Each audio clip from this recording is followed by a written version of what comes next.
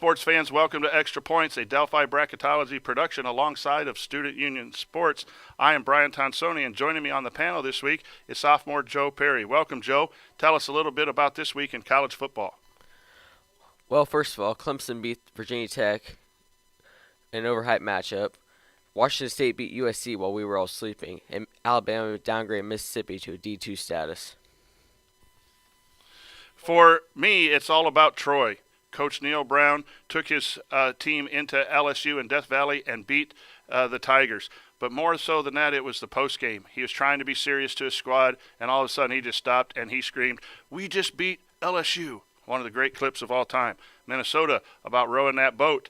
Maybe they hit a sandbar in a loss to Maryland at home. Why is Rutgers in the Big Ten? And you got to love Mike Leach of Washington State. His postgame celebration, his team or the crowd was all on the field, and he commented, it was like Woodstock, except everyone kept their clothes on. So we're going to bring you a lot of information this week from our talented staff. Stick with us. So let's see who's hot and who's not. Jonas, what do you have? Hello, my name is Jonas Brown. I'm a junior at Delphi High School, and today I'm going to be doing the hot and cold segment. For the cold, Ole Miss got pummeled by Alabama 66-3, and Tennessee got manhandled at home by Georgia 41-0, and they're as cold as the top of Mr. T's head when it's snowing. And for the hot, Georgia is undefeated this year, and Michigan Wolverines is undefeated as well, and they're as hot as the desert at Christmas time. Thanks, Jonas. Coaches don't want to be in this next segment, brought to you by Elijah Hudson. On this week's coaching hot seat, we have Butch Jones of Tennessee. Coming into the season as a top 25 team, how do you let your team get manhandled by Georgia? Also, the scoring margins you've had are just deplorable. Considering Butch Jones was on the hot seat last year, this just might tip the iceberg. Coach Jones, you're on the hot seat. Butch Jones is in deep. Let's go, Vols. Time to get something going. Every week we say questionable calls. Here is this week's version. Hi, this is Catherine Lang with the questionable call of the week. This week's questionable call comes from South Carolina versus Missouri. South Carolina's defensive end chased the quarterback back near the end zone before the Missouri quarterback got rid of the ball. He threw it into the ground. This could have been ruled as an incompletion, and there was also a good argument for intentional grounding. Instead, the quarterback was ruled down at the 1-yard line when clearly he got the ball off before he was ruled down, and this was this week's questionable call. Thanks, Catherine. It's now time to check in with the Heisman race. Jameson, what do you have for us this week? Welcome to this week's edition of the Heisman Watch. The only sure thing about this season's Heisman race seems to be the two players at the top. Saquon Barkley maintained his number one status with another spectacular performance in Penn State's 45-14 thumping of the Hoosiers. Sorry, Mr. T. Not only did Barkley return the opening kickoff for a 98-yard touchdown, he also threw a touchdown pass later in the game. Baker Mayfield appears to be the only college football player within reach of Barkley at this point in the season. The Sooners had Week 5 off, but Mayfield remains in the number 2 spot. Newcomer to the top 5 this week is running back Bryce Love from Stanford in the number 3 spot. Love has racked up 564 yards over the past 2 weeks and averages 11 yards per carry. Luke Falk of Washington State led his Cougars over USC, knocking Sam Darnold out of the top 5. Falk comes in at number 4. At number 5, Mason Rudolph edges out Lamar Jackson, who only played the first half of Saturday's game. Rudolph led the Cowboys in a Big 12 shutout over Texas Tech. He has 5 running touchdowns and 16 touchdown passes through 5 weeks. Still no Jackson? Wonder he makes it back to the list. Colt Spengler is now here with the interesting fact of the week. Hi, this is Colt Spengler with your interesting fact of the week. For your interesting fact of the week, the Alabama Crimson Tide had outscored their opponents 231-40 in the first 4 weeks of college football. They only allowed 40 points, and they shut down the Aggies next week. Thanks, Colt. This leads us into the game of the week with Alabama at Texas A&M. Freshmen Evan Fritz and Jordan Roth will share their insights. Hey college football fans, thanks for joining us for the Week 6 game of the week. This week we got the 5-0 Crimson Tide versus the 4-1 Texas A&M Aggies. This week I'll be covering the Aggies and Jordan Hill will be covering the Crimson Tide. So I'm going to start us off here with the home attack from the Aggies. They got a solid run game and they like to sustain long drives. They don't have a very good big play capability, but they're looking to get ahead in the first half and make them long drives count in the second half. Their defense didn't really impress me. Their pass defense was a little shaky, and it looks like Alabama may have a good pass offense against them. And that's my outlook from the Texas A&M side. Here's Jordan.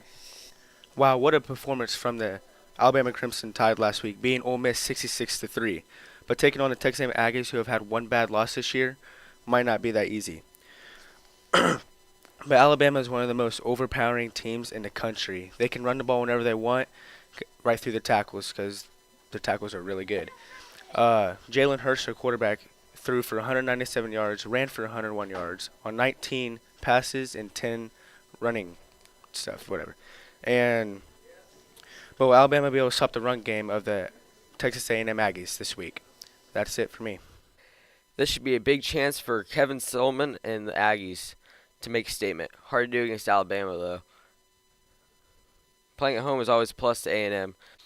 Seeing a game at Kyle Field and watching the 12th man has to be on most football fans' bucket list. The atmosphere will be awesome this Saturday.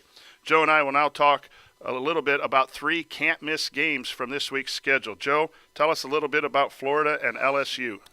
First of all, Florida, they lost their quarterback, Luke Del Rio, last week in a win against Vanderbilt. Now they return to freshman QB Felipe Franks. However, LSU's not off to a hot start either. They lost to Troy and Mississippi State.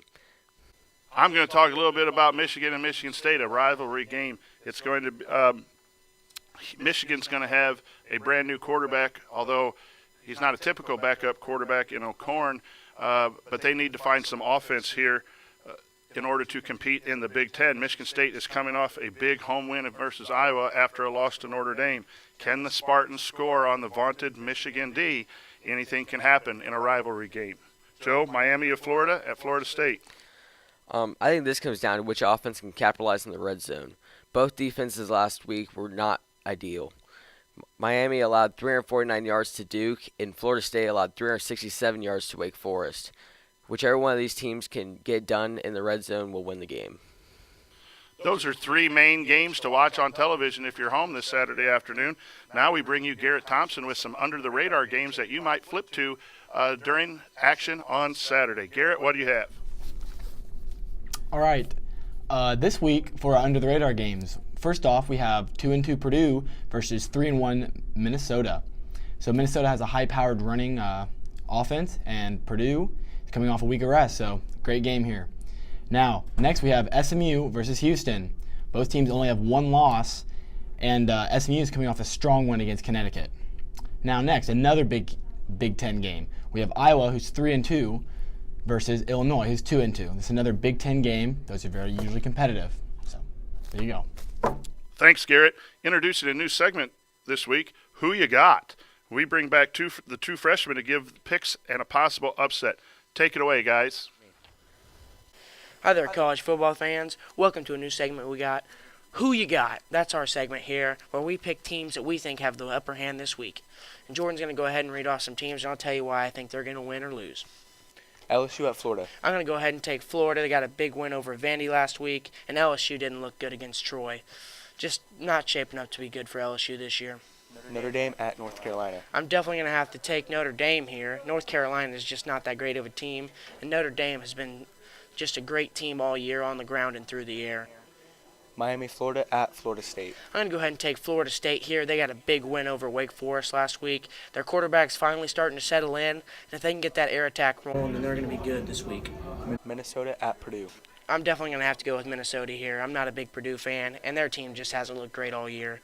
Their special teams hasn't been great, and their defense isn't the greatest either, and I just think Minnesota's going to run away with this one. Michigan State at Michigan. Oh, yeah, this is one to watch, folks, if you want to see a blowout. Michigan State is just going to get annihilated here, folks. Michigan is just looking great so far, and if their quarterback can get settled in this game, it's just going to be a runaway train, man. Wisconsin at Nebraska. I'm definitely going to have to go with Wisconsin here. Wisconsin's had a great run attack and pass attack, but they've also had a great defense. The blitz is looking good for them, and their pass coverage is also looking good. Arizona at Colorado. I'm going to have to go with Arizona here. Colorado hasn't looked bad all season, but they haven't played a real tough opponent like Arizona yet. And I think going into Arizona, they're going to have a real tough atmosphere to play in. Stanford at Utah. I'm going to have to go with Utah here. Sorry, Stanford hasn't played well all season. They're 2-2 actually, and they just haven't looked good in the 4 games that they've played. Sadly, I'm going to have to go with Utah, and they're going to end up 5-0 after this week. And that's all we got for Who You Got. Thanks for joining us this week on Who You Got. All right, now we're going to have the Upset of the Week segment. I have West Virginia ranked 23 in the country beating number 8 TCU because West Virginia's had one bad loss this year and want to have another great season like they did last year. Here, for my Upset of the Week, I have Vanderbilt beating Georgia. Now, that might seem like an absolute terrible pick, but after watching last week, Vanderbilt playing Florida, I thought they looked pretty good. And I think that if they can get rolling against Georgia, they could actually pull out a win here.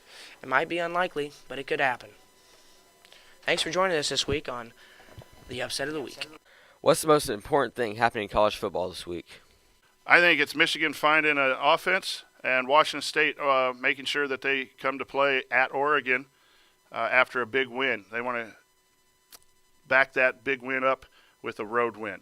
Well, that'll do us for this week. We appreciate you watching. This is Brian Tonsoni speaking for Joe Perry for Extra Points, a Delphi Bracketology production. We thank the guys at Student Union Sports for their support and DJ Unique for the music. Tune in next week.